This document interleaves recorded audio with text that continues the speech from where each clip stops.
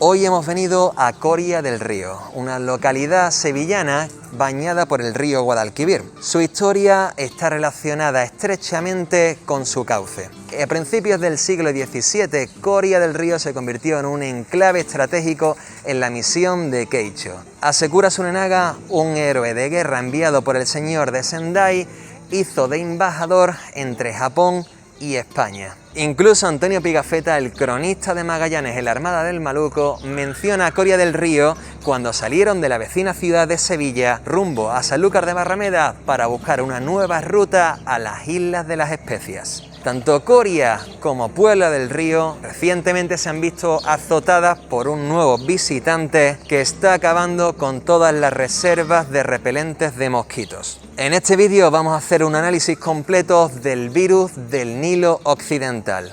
Así que acompañadme. El West Nile virus, o virus del Nilo Occidental, es un arbovirus de la familia Flaviviridae. Se trata de un virus de ARN positivo, con una estructura icosaédrica y con una envuelta lipídica. Su nombre se debe a que fue aislado por primera vez en una mujer febril en la región del Nilo Occidental en Uganda, en 1937. Su patogénesis está formada por tres fases diferentes. En la fase temprana, el virus se replica en los queratinocitos y células dendríticas de la zona de inoculación. En una segunda fase, el virus viaja hacia los ganglios linfáticos más cercanos y es capaz de reproducirse en órganos viscerales como el bazo. La tercera fase de la infección implica la infiltración en el sistema nervioso central. ¿Y esto cómo se hace? La barrera hematoencefálica, que es aquella que filtra la sangre que llega al cerebro, se ve comprometida por un proceso inflamatorio. Pese a que el 80% de los infectados de este virus son asintomáticos, un 20% puede presentar síntomas tales como náusea, vómitos, mialgia, astralgia, y un 10% puede llegar a tener consecuencias fatales como el fallecimiento del paciente. La detección del virus puede ser de manera directa a través de RT-PCR, detectando el virus en la sangre o el líquido cefalorraquídeo, o de manera indirecta, detectando los anticuerpos generados por la infección del mismo. Este virus mantiene un ciclo de vida basado en vectores y hospedadores. Los vectores son los mosquitos de género Aedes y Culex, de los que hablaremos más adelante. Los hospedadores principales son aves del género Passeriforme, como los gorriones. Los mosquitos se infectan cuando pican a aves que están infectadas del virus y mantienen el ciclo del mismo. Pero si es un virus que infecta a aves, ¿por qué pasa a los humanos? O incluso a los caballos, como hemos podido ver. Pues se trata de un proceso de spillover o desbordamiento. Cuando el hospedador principal está saturado de infección por virus, este puede pasar a otras especies que se consideran hospedadores de fondo de saco. Pero tenemos una ventaja con la que el virus no cuenta. Tanto humanos como caballos mantenemos una viremia muy baja en los días posteriores a la inoculación del virus. ¿Esto qué quiere decir? Que la densidad del virus en nuestra sangre es muy baja. Es por ello que es imposible que la infección pase de humano a humano, cosa que sí ocurre con las aves, que mantienen una viremia muy alta y por eso son el hospedador principal del virus.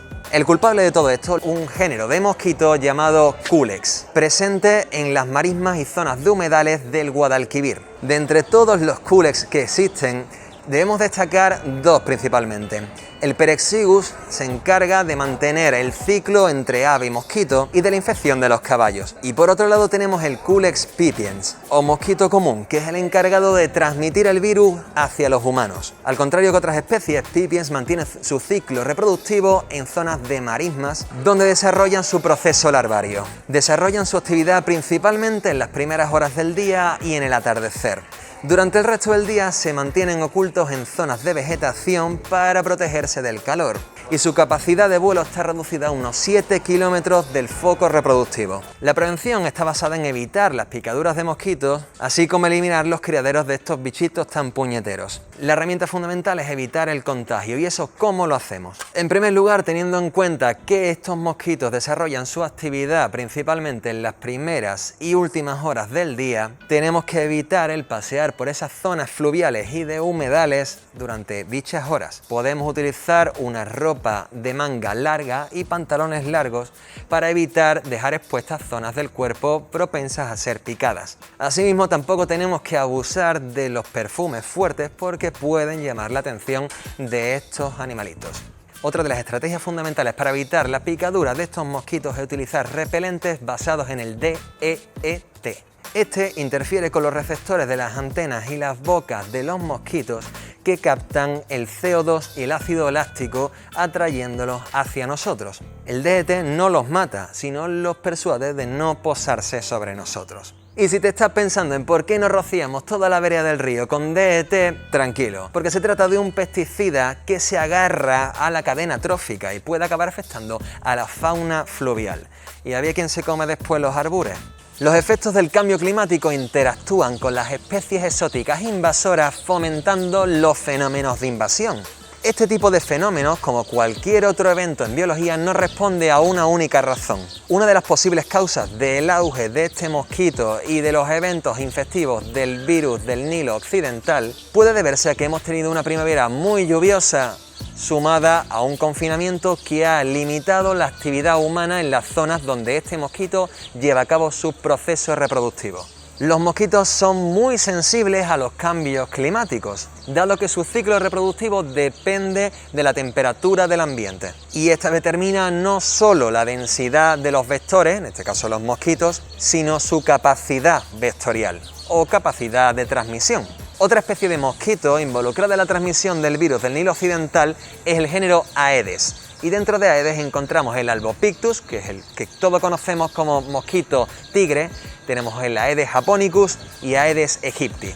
Estas especies de mosquitos tropicales no son endémicas de nuestra región y son considerados como vectores de transmisión de otras enfermedades como el Zika, el dengue, la fiebre amarilla o el chikungunya. Es más, hemos tenido numerosos casos de transmisión de estas enfermedades tropicales en diferentes partes de España. Pero la pregunta que nos atañe es, ¿por qué están aquí, en una zona técnicamente templada como es el clima mediterráneo? Pese a que la globalización y el transporte de mercancías internacionales hace de vector para traernos a estas especies de mosquitos de una parte a otra del planeta, el cambio climático es un factor fundamental en el establecimiento final de la nueva casa de estos artrópodos. Las temperaturas más cálidas pueden fomentar el aumento de la población de estos mosquitos, así como su actividad. Además, las nuevas circunstancias climáticas les ofrecen más hábitat. Las sequías en zonas húmedas ralentizan los cursos de agua y establecen pozas de aguas estancadas donde estos mosquitos pueden establecer su ciclo reproductivo. Por otro lado, la deforestación y la transformación en suelos agrícolas disminuye la presencia de los depredadores naturales de estos mosquitos, dado que se reduce la biodiversidad. Por tanto, si favoreces el establecimiento de nuevos hábitats y además eliminas los depredadores, tienes una superpoblación asegurada. Como hemos dicho, los mosquitos son muy sensibles a la temperatura del ambiente en el que desarrollan su actividad. Un mínimo aumento en el límite inferior de temperatura podría dar lugar a la alteración del ciclo de vida de estos mosquitos. Sí que es cierto que el aumento de temperatura disminuye su actividad, pero si nos movemos en un rango de unos 30-32 grados, encontramos las temperaturas óptimas para el ciclo vital del virus. Al hacer falta menos tiempo para que el virus se reproduzca dentro del vector, es más fácil que lo inocule a un nuevo hospedador. Además, si aumentamos la temperatura, los ciclos de hibernación del mosquito se ven reducidos. ¿Esto qué implica? Que el ciclo vital del virus se mantiene durante más tiempo. A mayor tiempo de actividad del virus, mayor número de hospedadores infectados y mayor probabilidad de que sucedan los procesos de spillover o desbordamiento a otros hospedadores incidentales o accidentales como somos nosotros o los caballos. Estos son los llamados mosquitos del cambio climático y está en nuestras manos evitar que se establezcan en nuestras regiones para siempre.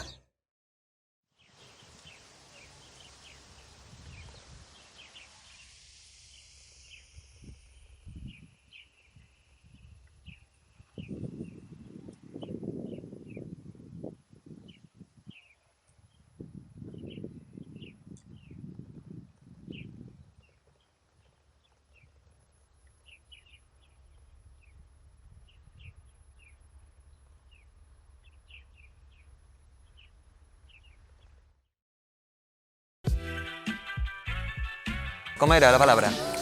Armada. Armada del maluco. De entre todos los cules que existen... es que eso también...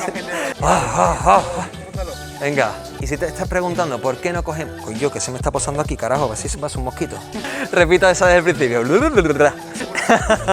un mosquito con la cara de un culo, ¿eh? Deja de inventar, Álvaro. Soy ahora de Coria, se me está pegando el corianismo. Que parezco aquí Paloma San Basilio. No te rías. Que esto después es publicidad para ti.